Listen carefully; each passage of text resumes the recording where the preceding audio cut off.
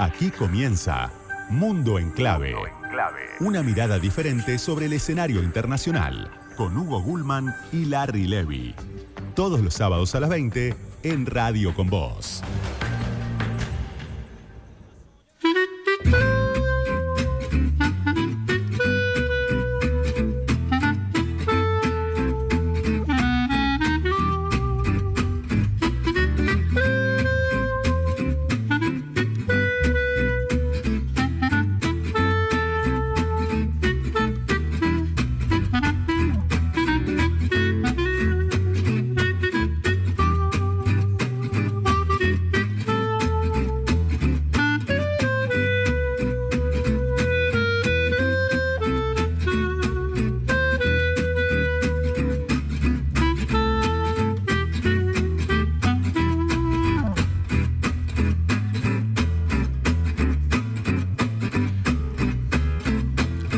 Hola, ¿cómo les va? Aquí estamos. Este es otro encuentro de Mundo en Clave en el que nos encontramos con la audiencia de Radio con Vos para charlar un rato sobre temas relacionados con la geopolítica, con la política internacional, intentando, en Mundo en Clave, una mirada diferente acerca del escenario internacional. Y siempre lo hacemos junto con mi amigo Larry Levy. ¿Cómo le va, señor Hugo Gulman? El mundo se está picando y nosotros tenemos la clave. Bueno, no es para tanto. Hoy nos vamos a ir a festejar un cumpleaños, ¿no? Un fin de año. Vamos a festejar un fin de año. Sí. Pero es una zona peligrosa, ¿eh? Es una zona muy peligrosa. Está bravo para ir. Sí, ahí no estallan los globos, justamente. ¿no? Sí. Se va a confundir el ruido de la piñata con otras cosas. Pero, ¿sabes qué? Si te parece, hacemos un mini repaso de un picadito de algunas otras cosas que están pasando. Déjame que te cuente, porque pasan cosas en el mundo que no son solamente las que están pasando en Medio Oriente, ¿sí? Uh-huh. China acaba de aprobar la Asamblea Popular su 15º plan quinquenal. El objetivo es muy, pero muy claro: autonomía tecnológica total y cadenas de suministro resistentes para proteger su economía de posibles sanciones externas.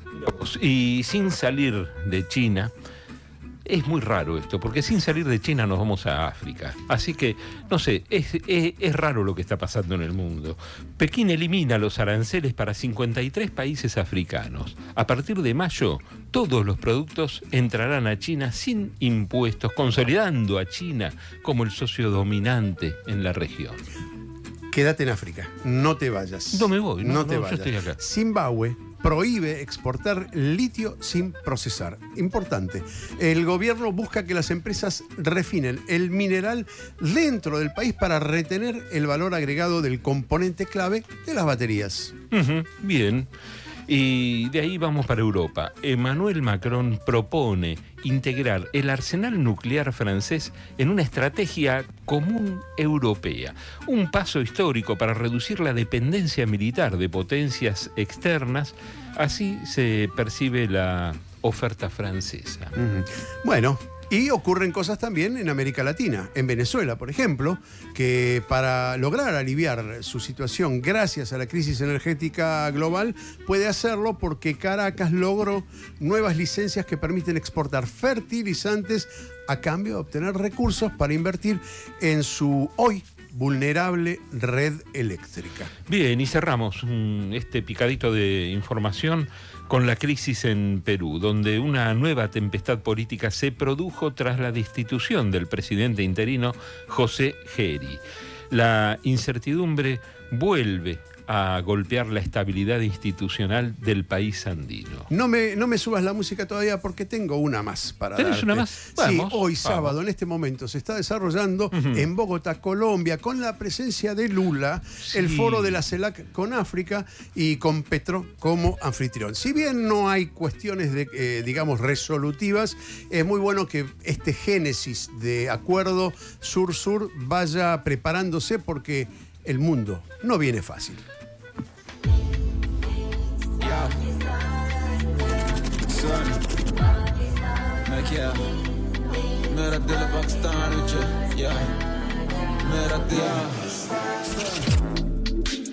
चिट्टी करोला चलाਉਂਦੇ ਸੀ ਵਿਕੜੇ ਮੁੰਡੇ ਸਾਰੇ ਕੇਂਟ ਵੀ ਨਾ ਸੀ ਮੇਰੇ ਭਾਵੇਂ ਦੁਨੀਆ ਦੇ ਲਾਂਬਾ ਕਿੰਨੇ ਫੇਰੇ ਹਜ ਮੁਲਕ ਦੀ ਯਾਦ ਆਉਂਦੀ ਮੈਨੂੰ ਮੇਰੇ ਕਿੰਨੇ ਆਉਂਦੇ ਸਾਲ ਮੁੜ ਕੇ ਗਿਆ ਨਹੀਂ ਰੁੱਕਾਂ ਥੱਲੇ ਧੁੱਪੇ ਜਾ ਕੇ ਪਿਆ ਨਹੀਂ ਹੈ ਕੱਚਾ ਮੈਂ ਦਾ ਖਾ ਕੇ ਆਂਦਾ ਚੈਨ ਨਹੀਂ ਮਾਂ ਦੇ ਹੱਥ ਬਣਾਈਆਂ ਚਿਰ ਤੋਂ ਖਾਈ ਨਹੀਂ ¿Te gusta esta música? Yo, no sé, pero yo lo miro a Carlitos detrás Sí. del vidrio y digo, esto Ahí tenemos le el ok, resulta ¿no? sumamente extraño, ¿sí?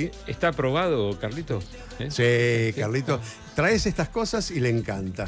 Bueno, ahí estamos, con música de diferentes lugares, ¿no? Porque hoy, y aparte les decíamos, una celebración de fin de año. Hoy comienza justamente, además de comenzar el cambio de temporada, no solamente en nuestra región, en el sur mundial, sino también en el norte, también se celebra el 21 de marzo el inicio del año nuevo, el Nowruz, es el año nuevo persa, donde hay una cantidad de celebraciones. Hay una que está muy buena, que en todas las casas se hace una mezcla de frutos secos mezclados con almíbar, donde le ponen nueces, almendras, pistachos, avellanas, cerezas, Todo barato, orejones, todo barato, pasas, todo barato. Todo barato. Allá, Todo acá barato. no. Todo barato y rico allá, ¿no? Yo me comería un bacalabá, pero bueno, ¿qué querés que te diga? Y esto es como una introducción para comentar que hoy vamos a hablar de Pakistán, Afganistán e India, una región que está convulsionada, si bien forma parte, obviamente, está muy, muy cerca de donde está todo el foco del conflicto. Cada uno de esos países lo vive de alguna manera y sumando a esos un conflicto que se generó entre Pakistán y Afganistán hace poco, y la mirada atenta de India con sus propios intereses, pero con otras miradas más de las que va a hablar Larry Levy. Bueno, te cuento. La soberbia de Occidente ya tiene un costo enorme para la humanidad, y no solo material. Aquellas sociedades que abrazaron su crecimiento capitalista a cuenta de dejar en el camino a grandes conglomerados de gentes deberán pagar la cuenta. La crisis del mundo civilizado, digo esto entre comillas, lo de mundo civilizado, que hoy apenas asoma, será una crisis moral, social, cultural, política y por último, y a regañadientes, una derrota material de magnitud.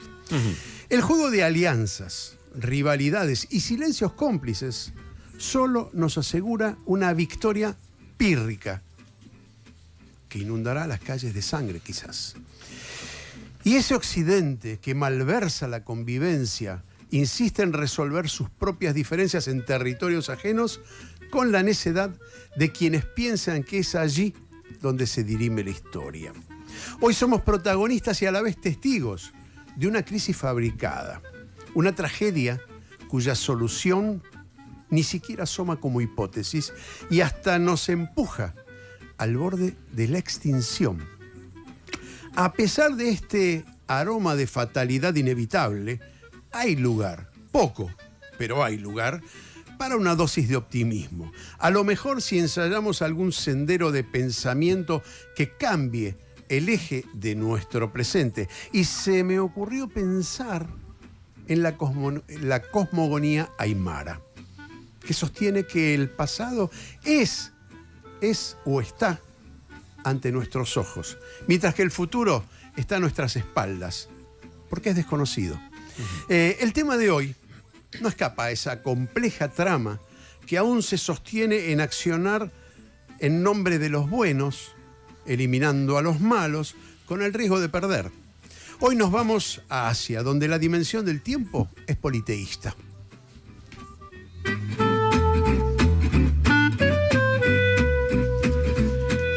Y hoy, para hablar de estos temas referidos a Asia, a esta región puntual, vamos a conversar con Lía Rodríguez de la Vega, que es licenciada en Estudios Orientales, doctora en Relaciones Internacionales, docente de grado y posgrado en diferentes universidades argentinas, directora de la Licenciatura de Estudios Internacionales y de la Diplomatura en Estudios de Asia. Y algo importante es que pueden leer habitualmente sus columnas en Tectónicos, esta revista virtual, esta publicación por internet que dirige nuestro colega Néstor Restivo. Bueno, con todo lo que sabe ella, yo creo que nos podemos Y además, ir. una Nos cosa vamos y más. la dejamos Y una que cosa hable, más, ya una está. cosa más. Sí. Es una excelente persona.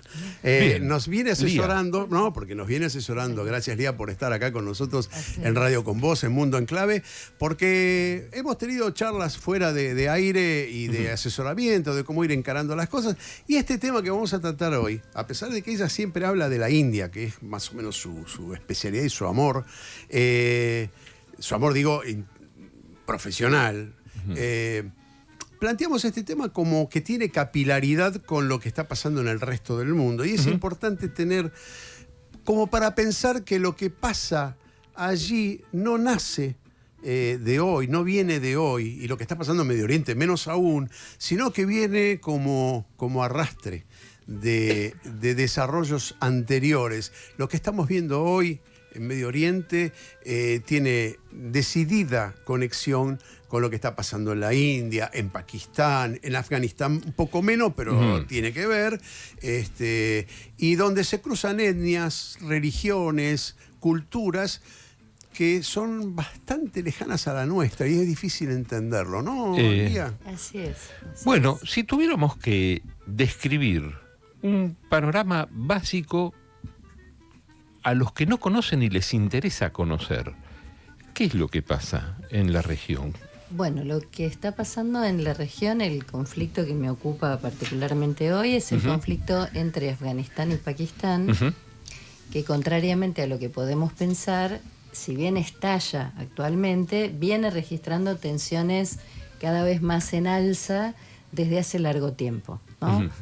En principio, hay 3 motivos básicos por los que uno podría decir, a fines de febrero de este año, Pakistán declara oficialmente guerra abierta con Afganistán, que era un paso que hasta el momento no se había dado.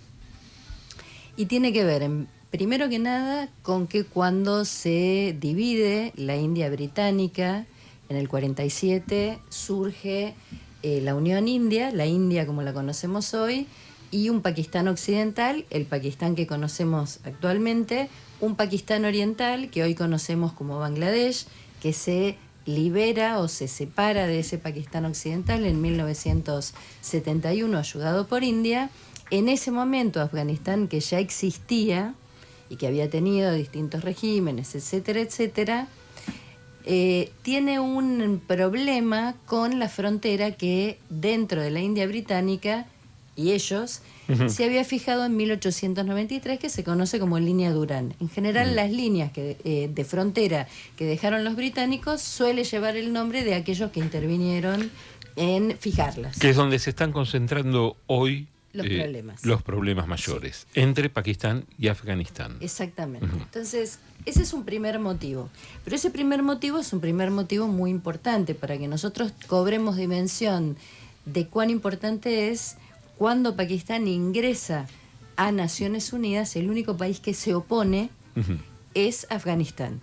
Y Afganistán dice, nosotros no podemos aceptar que una provincia específica, que era una división de la India británica, que contenía la población pashtun, que queda dentro de lo que en ese momento se pasa a llamar Pakistán, sea de Pakistán. Digamos, si no pueden tener un territorio independiente que concentre a toda la población pashtun, lo que se conoce como Pashtunistán, que sería el Estado independiente, que reúna a la población pashtun que hay en Afganistán y en Pakistán. Hay muy poquitos en Irán, y por eso me parecía importante traer a cuento esta situación. Debería estar en Afganistán. Si no son un Estado independiente, tendría que ser parte de Afganistán. Entonces, en 1949 ya Afganistán presenta un rechazo oficial a esa frontera. Ese es un primer problema. Bien, ese problema entonces lo tenemos desde ese momento hacia acá.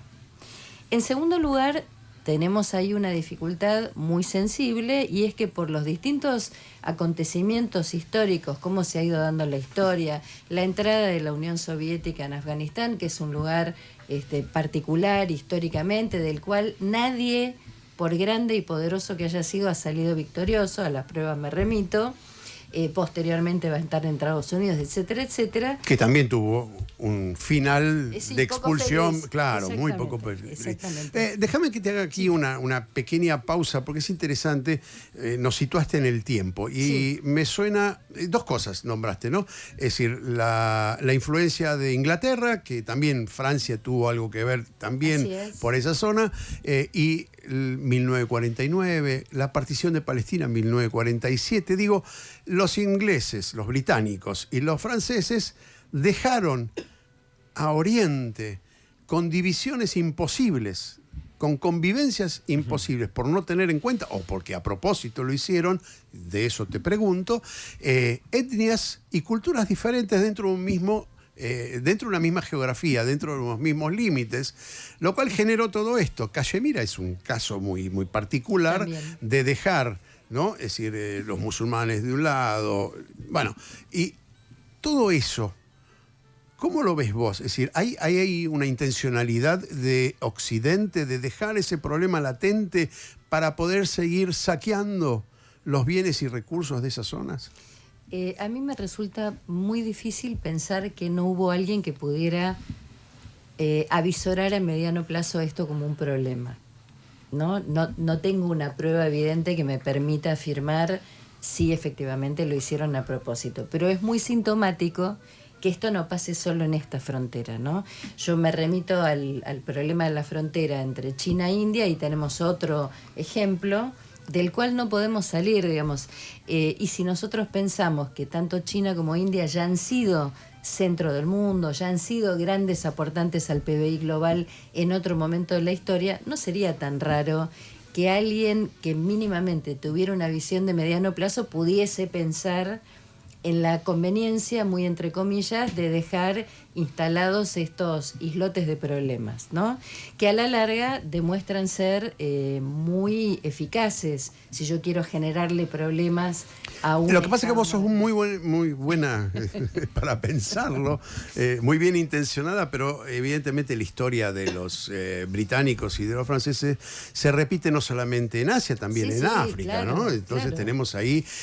Ahora, lo que me llama la atención es la dispar evolución de estos países. Son claramente dispares, primero en cantidad de habitantes, en economías diferentes, e intereses diferentes, y el adelanto de cada uno de ellos, adelanto lo digo entre comillas porque qué es moderno y qué no es moderno es de difícil estimación, pero bueno, digo, la India es un país con 1.400 millones de habitantes, con un desarrollo económico importantísimo, sin embargo tiene bajísimos niveles de salario. Lo mismo con Pakistán. Afganistán ni lo cuento en ese orden, porque no hay ni siquiera datos de Afganistán con respecto a salario, PBI, etcétera, etcétera. No hay datos, ¿sí? Bueno, pero además Afganistán ha sido un lugar, uno podría usar el neologismo sangreado, ¿no? Con distintas invasiones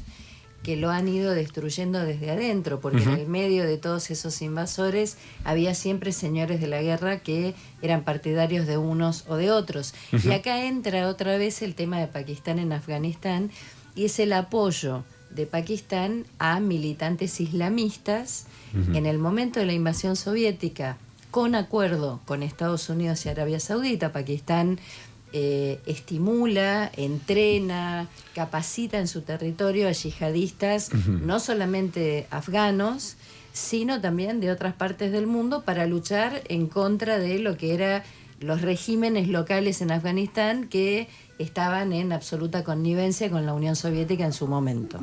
Ahora, esto además está generando algún conflicto, por ahora no manifiesto, pero sí silencioso, dentro de los BRICS, como una organización, como un grupo de países donde los dos, quizá de los más importantes, como India y China, tienen determinados intereses y favoritismos por dos países diferentes que están tan en conflicto, con un Pakistán que quiere ingresar a los BRICS, pero tiene ahí la pata puesta por India y el favoritismo de China. Por otro lado, Afganistán, que tiene la simpatía de China o la conveniencia de China por determinadas cuestiones, corredores económicos, etcétera, pero no le conviene a la India.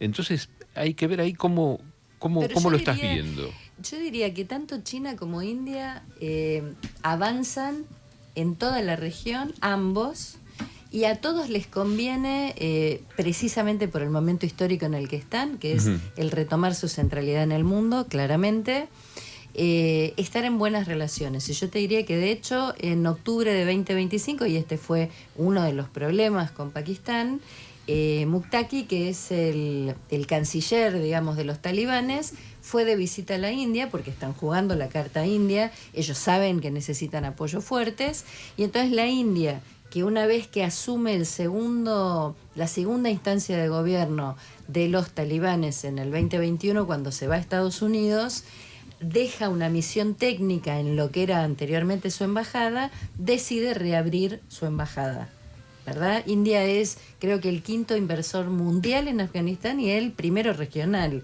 O sea que India ha tenido muy buena relación con Afganistán cuando los talibanes no estaban, pero el problema de los talibanes no era que son islámicos, sino que apoyaban o funcionaban como santuario de grupos terroristas. Y a lo que le tiene temor India, China, Rusia, todo el Asia Central, es exactamente el tema del desarrollo, el despliegue del terrorismo.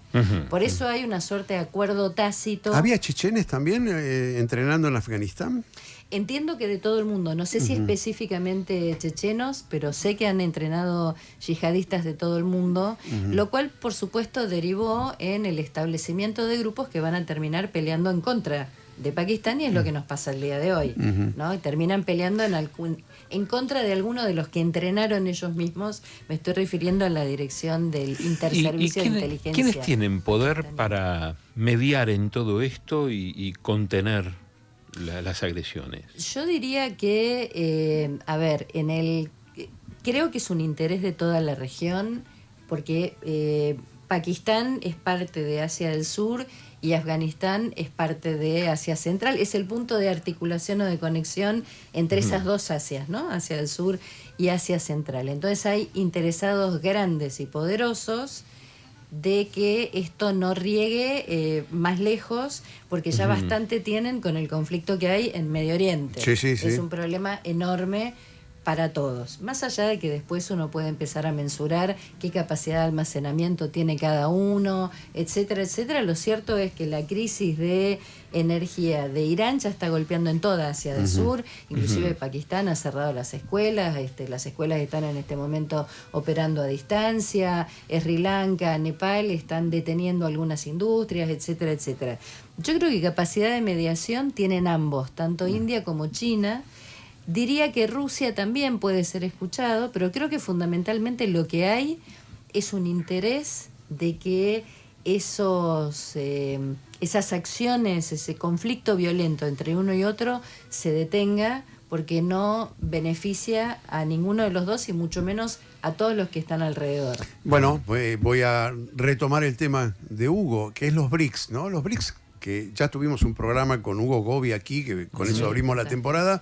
De algún modo, lo que establecimos o pudimos ver de los BRICS es que no hay compromisos institucionales que fijen qué modo de gobierno tiene que tener cada integrante. Es decir, hay una especie de diálogo entre los integrantes que no importa su procedencia, de alguna manera es como una democratización del negocio o de las relaciones internacionales, lo cual me parece importante. Pero claro, estos conflictos afectan al funcionamiento, donde algunas de las partes pueden ver rivalidades o alianzas no convenientes, digamos, en forma individual.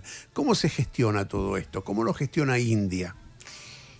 Yo diría que, en primer lugar, India está muy preocupada por mantener su famosa autonomía estratégica, ¿no? ¿Qué quiero decir con esto? India fue muy conocida por el no alineamiento en la época de Nehru, la creación del movimiento de no alineados, etcétera. Bueno, ahora ha pasado esa autonomía estratégica, en vez de a un no alineamiento, a un multialineamiento. Se tiene una relación con todos los países del mundo y es una forma de ocupar su centralidad. Entonces, yo pongo el ejemplo con el conflicto más grande y vuelvo a Pakistán y Afganistán. Digo el más grande porque es el que concentra la atención mundial en este momento. En el caso específico de Irán, si nosotros vemos cómo se ha venido desarrollando la situación, y eso nos remite a los BRICS, son compañeros en los BRICS, entonces lo primero que hace Irán es dejar pasar barcos que están llevando petróleo a la India, ¿verdad? Lo cual demuestra ahí que hay un diálogo atrás, hay un acuerdo. Pero hay algo que no se y... entiende, Sí. porque está bien lo que estás diciendo porque es real y es objetivo, pero hay algo que no se entiende porque la India tiene una relación con Israel, que es el enemigo número uno, entonces bastante fluida. 2 días antes de que el conflicto se desatase, Modi estaba charlando con Netanyahu, ¿no? Entonces hay algo que no se entiende ahí. No, es parte de Negocios la son negocios. No, pero es parte de la autonomía estratégica de la India. Nosotros, en algún momento, el primer ministro británico estaba saliendo de la India y estaba llegando a Santiago Cafiero, que en su momento era nuestro canciller, y se organizó todo un movimiento en favor de la protesta argentina por Malvinas, y eso no representa para la India ningún problema como sí lo representaría para nosotros, ¿no? La India tiene una relación 1 a 1 con cada país.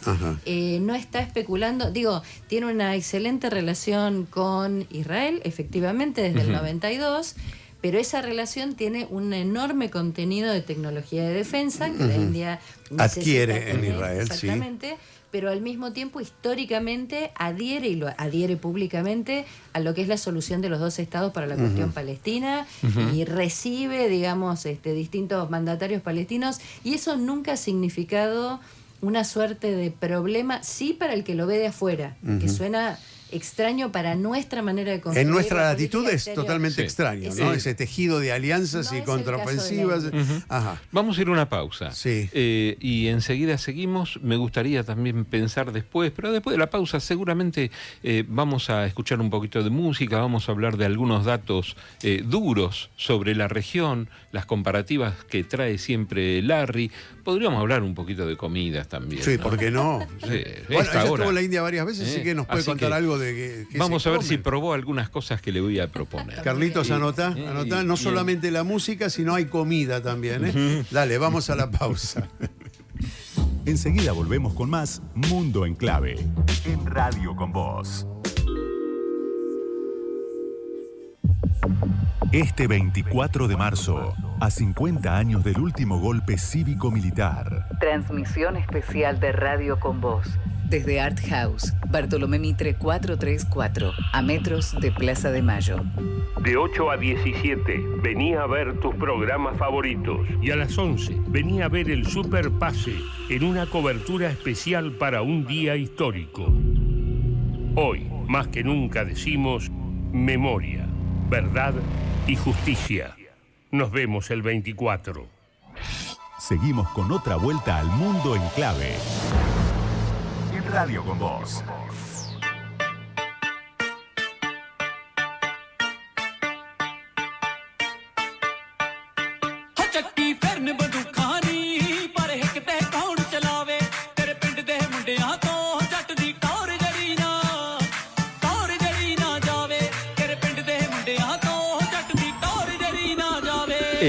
No les conté antes que el primer tema musical es de Pakistán, el primer tema que escuchamos. Sí. Este es de la India, escuché un poquitito. Dale, a ver.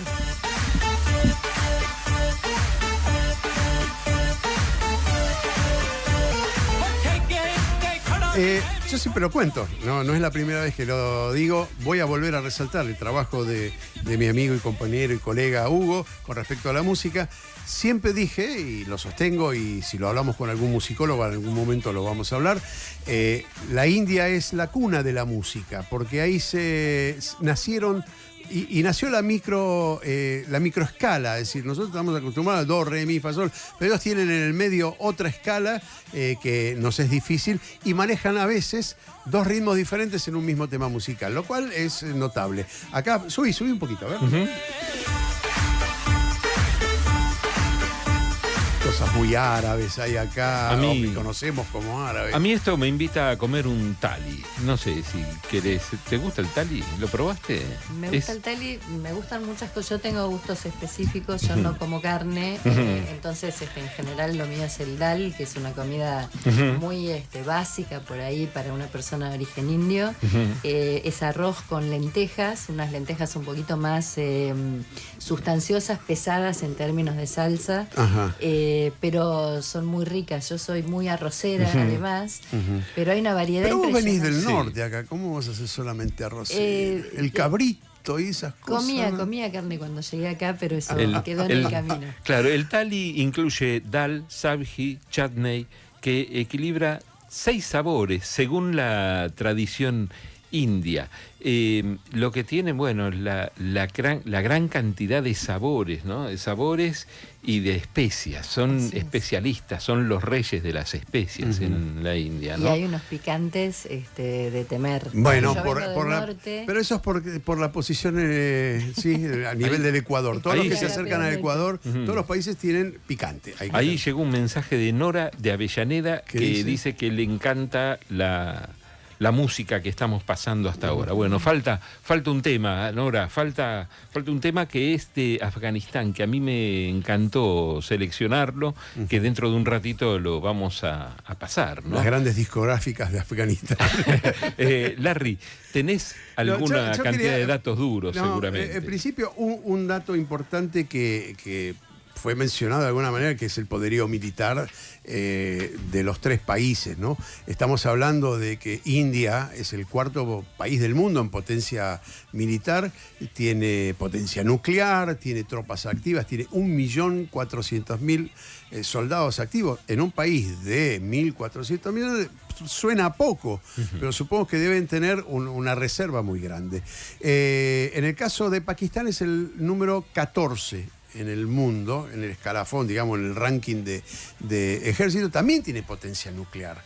Y esto es lo que complica toda la historia, aunque están controlados, no sé, ¿están controlados a nivel internacional las reservas nucleares? En el caso de Pakistán sí, en el caso de India, digamos, es un país que está precedido y por algo no es percibido como un peligro, ¿no? Ajá. Nosotros tenemos en esta situación la paradoja, perdón que ya te dejo. Sí, seguir, no, está bárbara, ¿no? de que India tiene armas nucleares y no es percibida como un peligro, y en Irán tenemos la duda de que tenga efectivamente, a pesar de que la mayoría de elementos pareciera indicar que todavía no las tiene, y sin embargo hay un temor Sí. terrible que motiva intervenciones. Bueno, la mirada nunca es objetiva. Bueno, También se está hablando ahora de lo que pasó en Dimona, y muchos sostienen también que todo lo que es el armamento nuclear y todo, Israel lo tiene bajo tierra. sí, y ¿no? aclaremos que Dimona queda en Israel, se supone que ahí está la central nuclear o la central de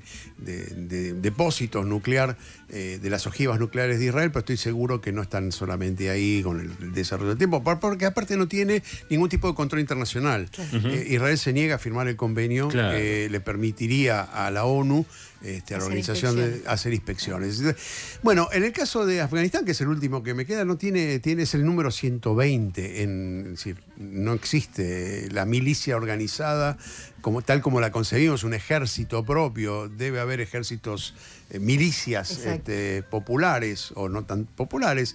Señores de la guerra. Y en realidad, claro, le quedó equipamiento de la época de los rusos, de los americanos, etcétera, etcétera. Inversión.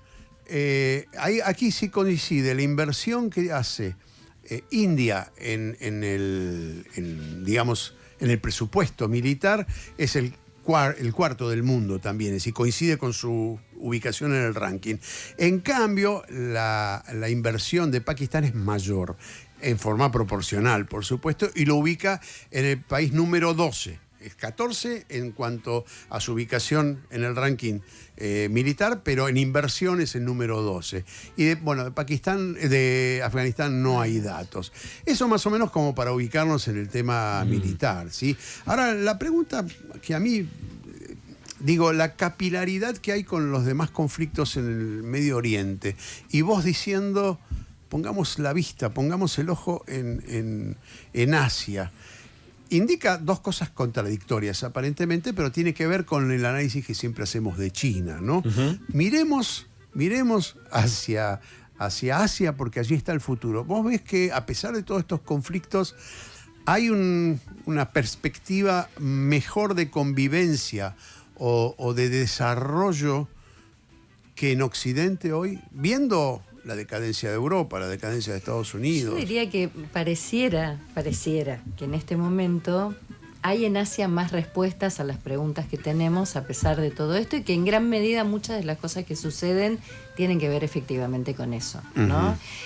Porque digamos, venimos hablando del mentado desplazamiento del eje del mundo geopolítico hacia el Indo-Pacífico. Y seguramente, y lo vemos por el desplazamiento de las estrategias de potencias occidentales, incluido por supuesto Estados Unidos con el famoso pivote asiático, llevando la atención hacia esa región. O sea, claramente las respuestas están surgiendo en este momento de Asia.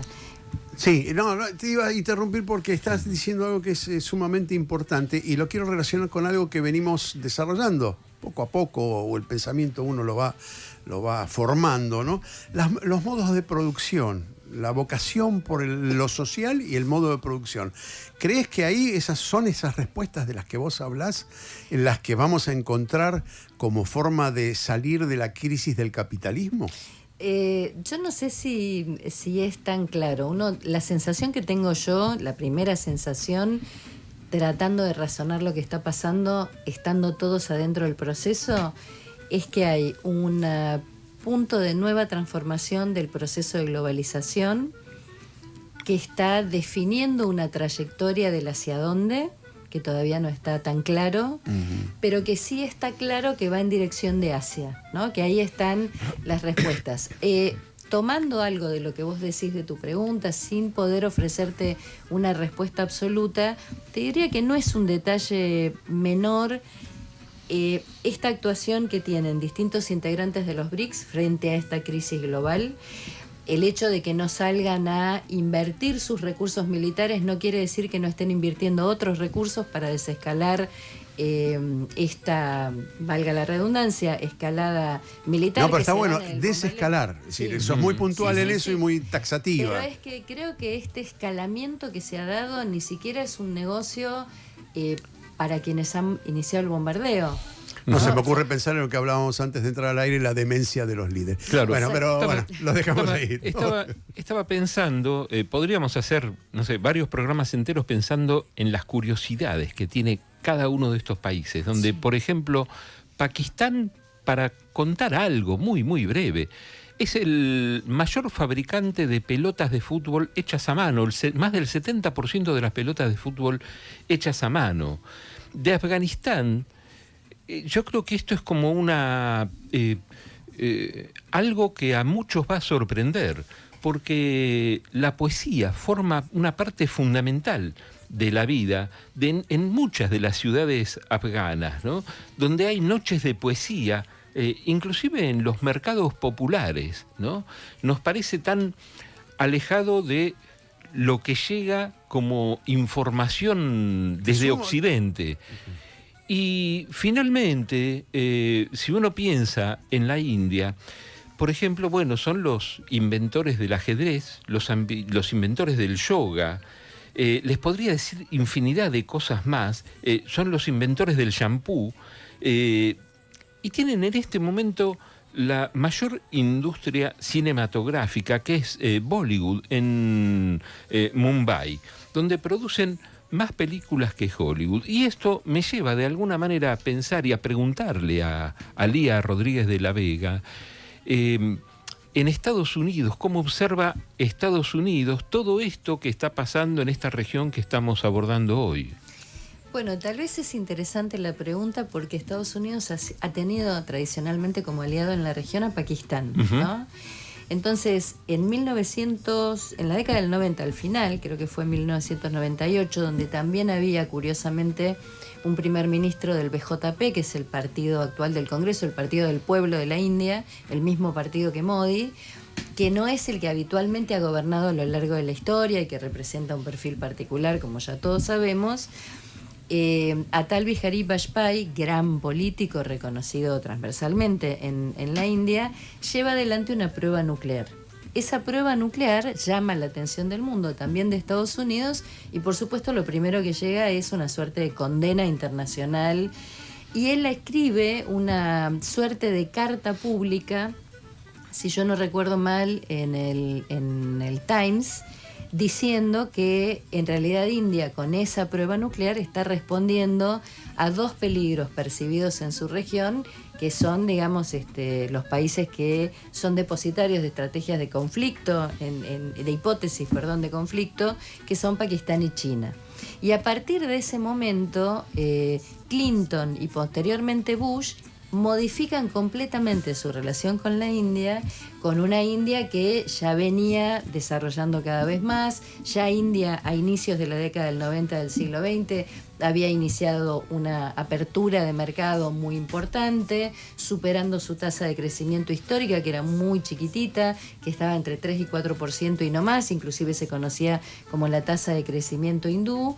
Entonces India ya venía escalando posiciones lentamente, nada que ver hoy, y Estados Unidos tuvo ahí la oportunidad, y la tomó, de articular otra relación con India, y es lo que nosotros vemos al día de hoy, ¿no? Siempre, insisto, India manteniendo su autonomía estratégica, su relación vis a vis con todos los países. Pero quiero hacer una sola nota al pie antes de seguir con sus preguntas. Yo les mencionaba que había 3 motivos centrales que a mí me parece que llevaban a esta pelea entre Pakistán y Afganistán, que se articula ahora como una guerra abierta. En primer lugar, dijimos el problema de la frontera, el apoyo de Pakistán en su momento a los islamistas, en particular a la llegada de los talibanes al poder, tanto en la primera gestión como ahora, con la intención de generar una suerte de diferencia de mayor profundidad estratégica, decían ellos, con respecto a la India, ¿no? Tener una ascendencia sobre, en este caso, los talibanes, para lograr alejarlos de la India. ¿Por qué? Porque la India, o por lo menos Pakistán así lo siente, tenía mucho temor de que India y Afganistán lo encerraran, ¿no? De tener 2 vecinos que estuvieran de acuerdo por fuera de él, de Pakistán, y que implicaran así un peligro concreto. Si a eso le sumamos además la buena relación de India con Irán, con quien Pakistán también tiene frontera, la verdad que la situación se complicaba de muchas maneras. Y es una frontera muy permeable, la de Afganistán con Irán. Sí, bueno, pero ahí les hago otra nota al pie. Sí. En 2013 y terminó en 2022, Pakistán hizo una valla. Una valla, todo lo que es una suerte de reforzamiento de la frontera con Afganistán. Puso vallas, puso cámaras, puso puntos de control. Dijo, bueno, de ahora en más el que quiere pasar de Pakistán para acá o al revés, va a poder pasar por puntos específicos, no puede pasar por cualquier lugar de la frontera. Tratando de restringir. Igual los territorios son bastante escarpados como para establecer y cerrar fronteras, sin ninguna duda. Y supongo que también el temor es el tamaño de la India, ¿no? Eso también genera mucho temor. Bueno, pero eso ha generado temor en toda la región, ¿no? Bueno, para hablar del tamaño de la India, tiene un producto bruto, 2024 como 2024 como referencia consolidada, 4 billones de dólares contra 340.000, que es la mitad de la Argentina, Pakistán. No quiero contar Afganistán porque es realmente muy pobre. No lo digo con desprecio, sino lo digo con que no es significativo de ninguna manera. PBI, la inversión de PBI en educación, y eso es interesante porque la India sí invierte mucho más que Pakistán en la educación, ¿sí? Casi el 5%, mientras que Pakistán apenas el 2%. Y en salud también hay una gran diferencia de inversión. Del Producto Bruto, la India invierte el 3,2%, que es muy bajo a niveles occidentales, a niveles nuestros, por ejemplo, pero bueno, Pakistán apenas el 1%, ¿no? Deuda externa. Pakistán debe el 37% de su PBI, que es bastante alto para la región, mientras que la India, ese poderoso país industrializado o en camino de industrializado, el 17% es insignificante la deuda externa, lo que significa que tiene una producción con un alto valor agregado la India, ¿sí? Bueno, ya habíamos hablado de los productos, pero lo que conocemos de la India es que nos llega mucho de farmacia. Productos farmacéuticos, petróleo, software, tiene un gran desarrollo de software, y textiles, ¿no? Pakistán tiene menos desarrollo industrial. Pero una de las cosas que yo hago siempre es tratar de establecer el valor del sueldo promedio. Y no encuentro grandes diferencias entre la India y Pakistán. Pero me puse a investigar, digo, bueno, $100 acá no es lo mismo que $100 allá, digo, como para, ¿no? Y claro, descubro que en la India, con el sueldo promedio, podés comprar 850 kilos de arroz al mes. En cambio, en Pakistán podés solamente 600 kilos. Es decir, no es demasiada la diferencia, pero es diferencia, ¿sí? Habla del poder adquisitivo de la misma entidad, ¿no? $100 acá, $100 allá. Bueno, no voy a decir exactamente cuáles son los sueldos promedio, porque son más o menos como los de acá, andan en los $500. Hay que ver en Argentina con el segundo a mitad de precio, yo creo con, que ¿no? no con las llega hojas. a 500 kilos de arroz. Es decir, que estamos peor que en India y que en Pakistán. Bueno, eso más o menos. Los demás datos son, digamos, los comunes a todo el mundo. Sí es importante destacar la diferencia de superficie geográfica, ¿no? La India tiene, casi como la Argentina, con la parte de la Antártida. 3.100.000 tenemos nosotros, ellos tienen 3.200.000. Pakistán tiene 800.000 kilómetros cuadrados. Y población, la población que no la dijimos precisamente, 1.440 millones tiene que ya la superó India, a China. que ya superó a China, y 240 millones Pakistán, y apenas 42 millones como en Argentina, casi Afganistán. Bien, en toda esta recorrida nos falta, por ejemplo, pensar en la Unión Europea y la mirada que tiene la Unión Europea, si es una mirada única o me parece que en este momento, dado la composición política que hay en los diferentes países europeos, debe haber una mirada doble, triple, ¿no? Con respecto a la región, con decís. respecto a la región, siempre. Bueno, con sí. respecto a la India, todos tienen una mirada muy positiva.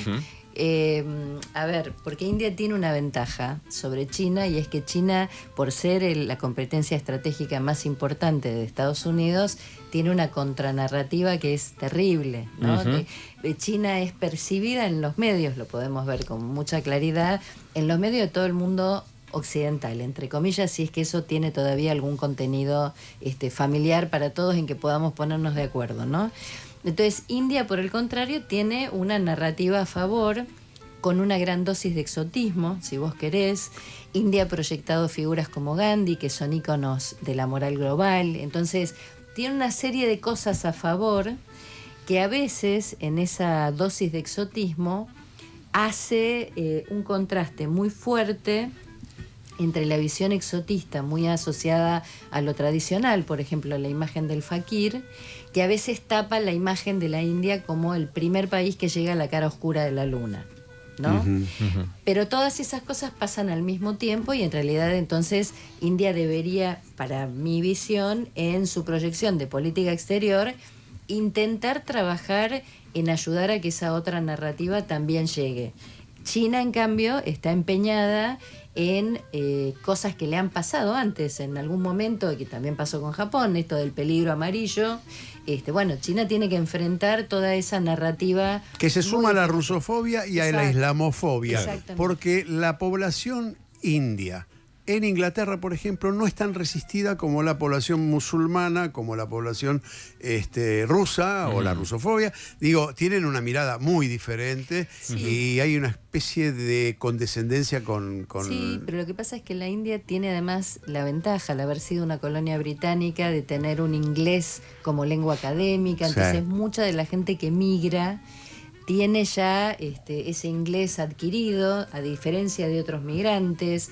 La otra cuestión que tiene como ventajosa es que a veces dentro de una misma familia puede llegar a ver por tu mamá, tu papá y el estado donde vos vivís inclusive 3 lenguas de base, entonces tu capacidad de resistencia en un entorno donde se habla otro idioma y tu capacidad de adquisición rápida de la lengua es muy grande.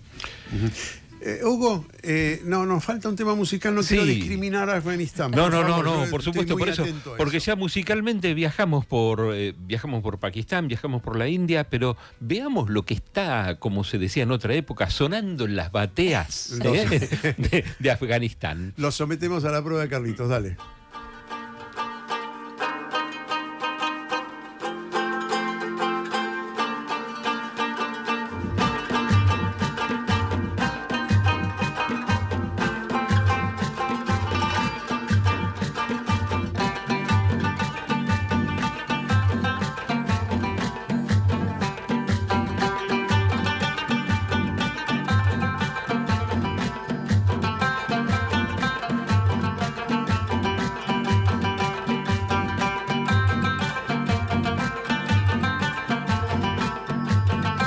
¿Les gusta esto?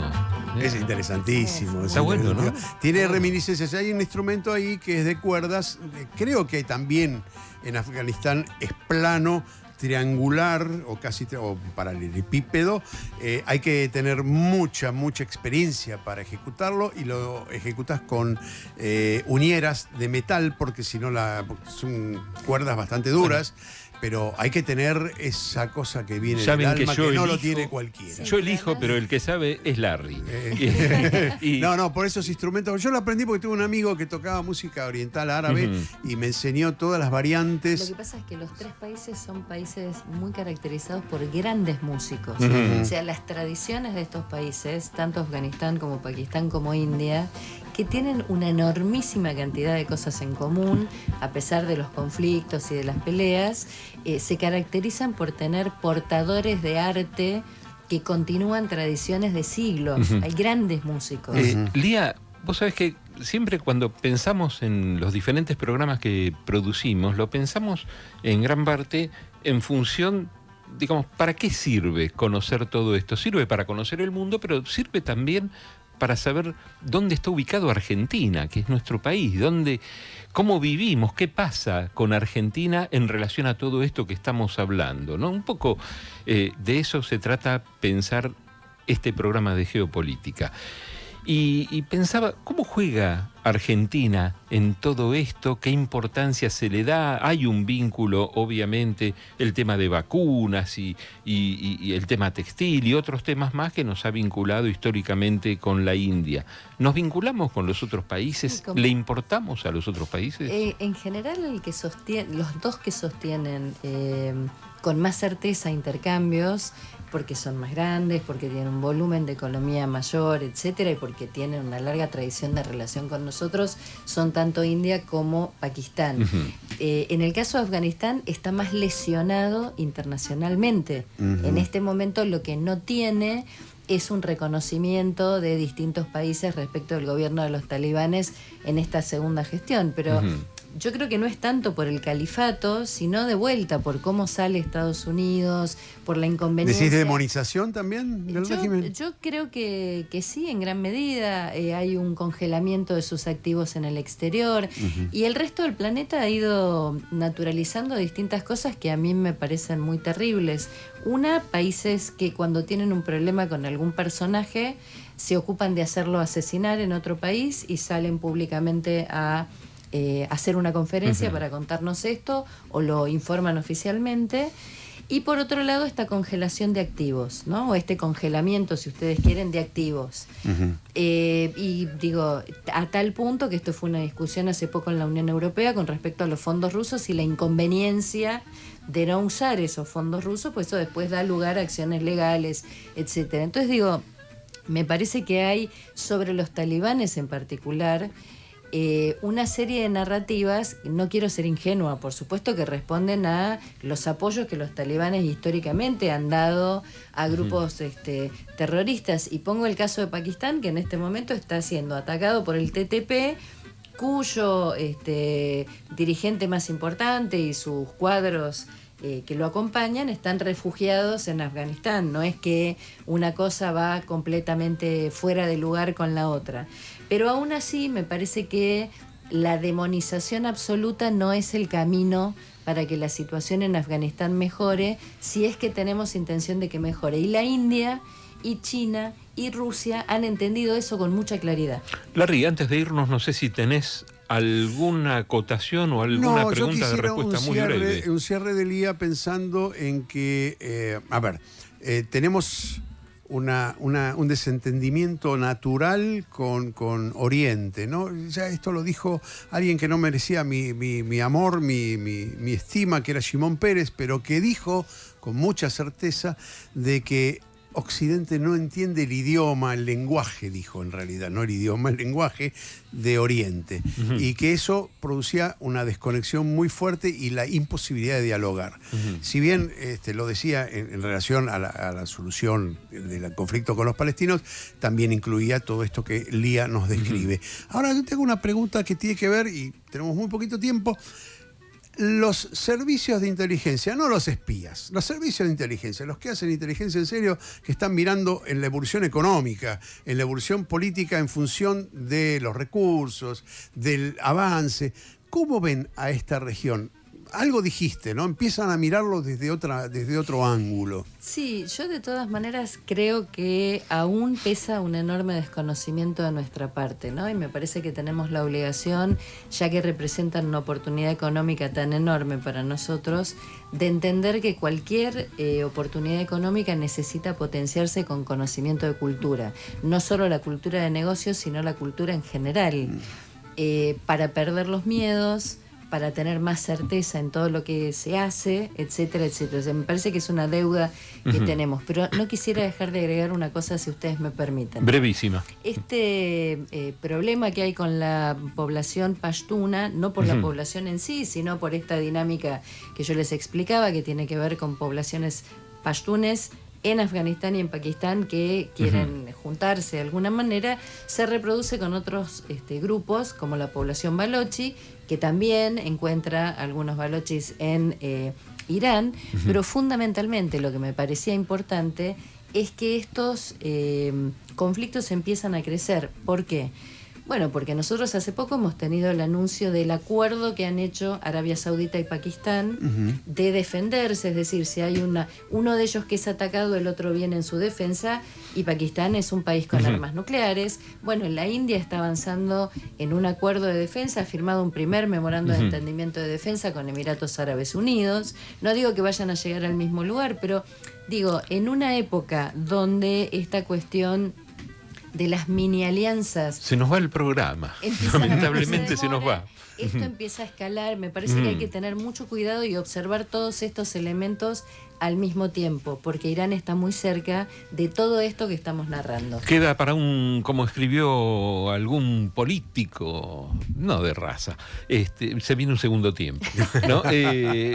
Con Lía. Lía Rodríguez de la Vega, muchísimas gracias por estar aquí con nosotros en Radio Con Vos. Gracias a todo el equipo de Radio Con Vos.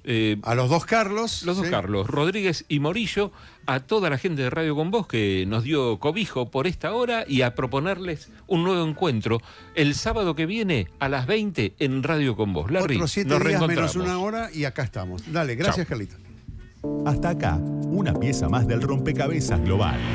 El próximo sábado a las 20 seguimos leyendo El Mundo en Clave en Radio Con Vos.